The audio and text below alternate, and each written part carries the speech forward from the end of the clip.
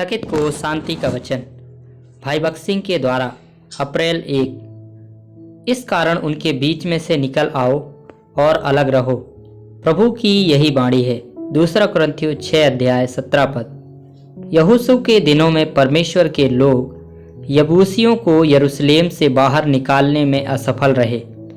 जब यहोवा ने अपनी प्रजा को कनान का सारा देश दिया कि वे उसके अधिकारी हों, तब उसने उन्हें आज्ञा दी कि वे 7 जातियों के घिनौने कामों के कारण उनमें से उन्हें निकाल दें। किंतु इजरायलियों ने यबूसियों को नगर के सबसे ऊंचे स्थान पर रहने दिया।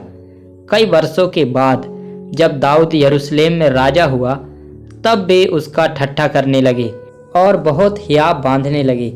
जब राजा दाऊद और उसके जन उनका सामना करने को निकले, तब उन्होंने कहा, जब तक तू अंधे और लंगड़ों को दूर ना करे, तब तक तू यहाँ प्रवेश ना करने पाएगा, यह समझकर कि वे परास्त ना होंगे। परंतु परमेश्वर का उद्देश्य यबूसियों को बाहर निकालना था, इसलिए उसने दाऊद और उसके जनों को विजय दिलाई। देखें 2 सामुएल 5 अध्याय का 1 से 10 पद। जब वह इजराइल के सभी गोत्रों पर सिय्योन का सच्चा राजा बन गया, तभी परमेश्वर ने उसे दिखाया कि यबूसियों को नहीं रहना चाहिए।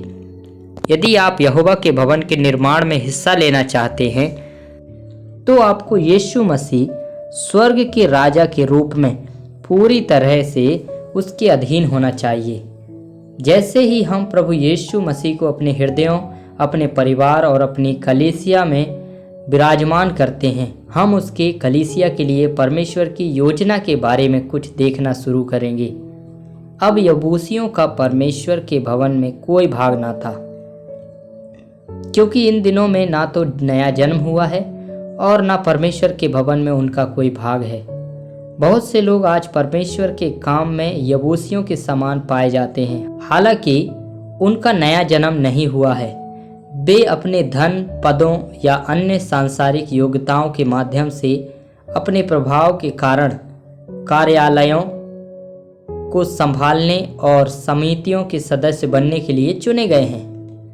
अन्य जो नया जन्म नहीं पाए हैं, वे पास्टर और याजक के पद धारण करते हैं। ऐसे लोगों का वास्तव में परमेश्वर के भवन में कोई हिस्सा नहीं हो सकता या प्रभु के कार्य में कोई हिस्सा नहीं हो सकता है।